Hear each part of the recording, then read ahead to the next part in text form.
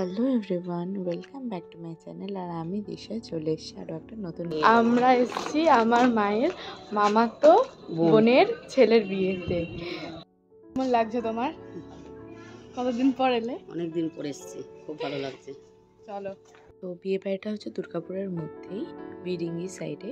তো আমরা প্রথমেই চলে এলাম এবং এসেই মাসির বাড়িতে চলে এলাম, ঢুকে পড়লাম এবং এসে দেখছি অনেকজন লোকজন এসে সবাই বসে আছে, গল্প করছে।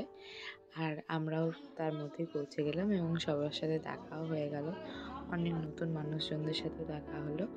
আর মা এখানে নিজের ফোন নিয়ে বেরিয়ে আসছিল। আর এটা হচ্ছে মাসিদের ঠাকুর ঘর, যেখানে সব ব্যাগপত্র আমরা গিয়ে রেখেছিলাম প্রথমে। তারপরে বেরিয়েই মায়ের মামা, মামি, মাসি এবং বাকিদের সাথেও দেখা হয়ে গেল এবং গল্প গুজব করতে শুরু করলো। এবং খাওয়ার ওখানে গিয়েও দেখলাম যে অনেক চেনা মানুষজনদের সাথে দেখা হয়ে গেল। আর এই যে মা মামা মামির সাথে কথা বলছে আর ভাই ওই সাইডে দাঁড়িয়ে ছিল। তারপর আমরা বসে পড়লাম খেতে। তো খেতে বসে আমরা গল্প করছিলাম। আর এদিকে আমার ছোট দাদু, মানে মায়ের ছোট মামা, মায়ের পাশে বসে অনেক গল্প করছিল।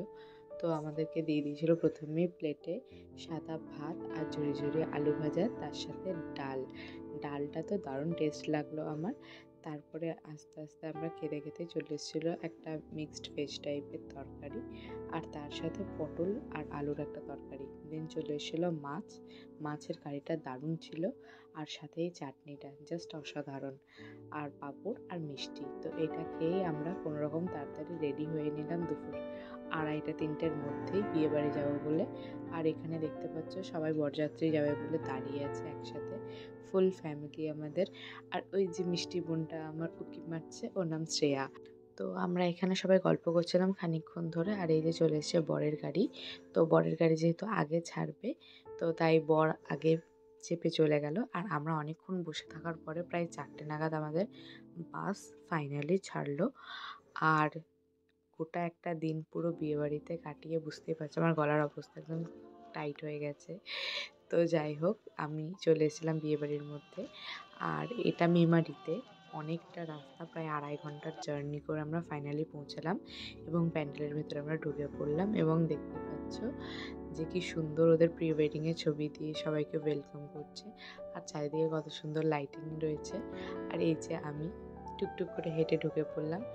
আর এখানে সব বরযাত্রীরা ওয়েট করছিল, ওদের কিছু একটা প্রবলেম হয়েছিল, সেই জন্য কিছুক্ষণের মধ্যে প্রবলেম সলভ করে আমাদেরকে নিয়ে যাওয়া হলো দোতলায়, যেখানে বিয়ে বসেছিল।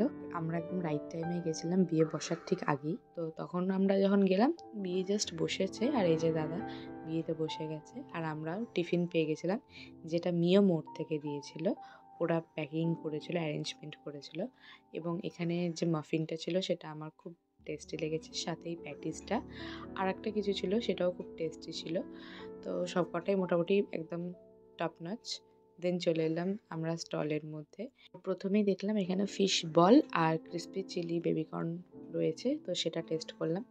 আর এই সাইডে আমাকে সবাই বলল যে দেখা ওইদিকে মোমো ফ্রাই হচ্ছে। তো পৌঁছে গেলাম মোমো খেতে। তো মোমো খেতে যেহেতু আমি প্রচণ্ড ভালোবাসি, তাই বিয়েবাড়িতে গিয়ে কী করে মিস করি, তাই মোমো খেতে আমি চলে গেলাম ওখানে এবং মোমো নিয়ে নিয়েছিলাম আমি, যেটা প্রচণ্ড গরম ছিল বাট টেস্টি ছিল, আমার খুব ভালো লেগেছে। 3টে মোমো নিয়েছিলাম, 3টে মোমোই জাস্ট আমার হেভি লেগেছে। দেন চলে গেছিলাম নেক্সট কাউন্টার, সেটা হচ্ছে কাবাবের, কিন্তু আমি লাইন পাইনি বলে আবার রিটার্ন এসেছিলাম। আর এই দেখতে পাচ্ছ আমি এখানে খাচ্ছি মোমোটা। তারপরে মাকে পাঠিয়েছিলাম আমার জন্য কাবাব আনতে। তো মা আমার জন্য কাবাব আনতে গেছিলো, কাবাবটা খেয়ে পেটটা ভর্তি হয়ে গেছিলো বলে একটু কোল্ড ড্রিঙ্কস খেয়ে নিলাম। তো আমি বেসিক্যালি থামস আপই খাই, তো থামস আপটাই নিয়ে নিলাম। আর এদিকে দেখছো তো বিয়ে শুরু হয়ে গেছে অলরেডি। আর আমরাও এখানে দু বোনে একটু হাসি ঠাট্টা মজা করছিলাম, আর তার সাথে এখানে ব্লগ করছিলাম। করতে করতেই দেখলাম বিয়ে কমপ্লিট হয়ে গেল। আর আমরা তার জন্য এখানে গরম লাগছিল বলে নিচে চলে গেছিলাম। নিচে গিয়ে আমাদের যেটা কাজ আড্ডা দেওয়া, সেটাই আমরা শুরু করে দিয়েছিলাম। আমার মামি আর মাসিরা আর বোনরাই ছিলাম, তো আমরাই গল্প করছিলাম। তারপরে আবার ওপরে চলে এলাম। তো খানিকক্ষণ গরম লাগার জন্য নিচে গেছিলাম, তো আবার ওপরে চলে এসে আমরা খেতে বসে পড়লাম।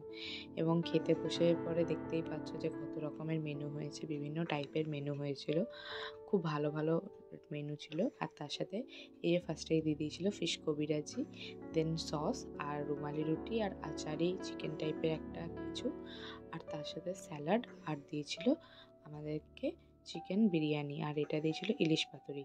বাট আরও মাটন অনেক কিছুর মেনু ছিল, সাথে অনেক রকমের মিষ্টি পান, বাট আমি সেসব একদমই খেতে পারিনি, তাই আইসক্রিমটাতে একদম চলে গেছিলাম। তো আইসক্রিম খেয়ে আমি আর মা এদিকে বেরিয়ে পড়লাম বাসে উঠবো বলে, যদি জায়গা না পাই। আর আমার ভাই এদিকে দৌড়ে যাচ্ছিলো যে যদি বাস ছেড়ে দেয়, এদিকে মামিও দৌড়াচ্ছিল। বাট ফাইনালি বাস ছাড়েনি, সবাই সেফলি আমরা উঠে গেছি, তারপরেই বাস ছেড়েছিল। আর মাঝ রাস্তায় দেখলাম এরকম একটা ট্রেন যাচ্ছে, তারপরে এখানে জ্যাম লেগে গেছিলো।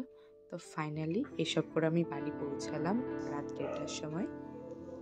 ফাইনালি আমরা চলে এসেছি বরযাত্রী থেকে। এবারে ফ্রেশ হব, তারপরে গুড নাইট। দেখা হবে পরের আরও একটি ভ্লগে। বাই।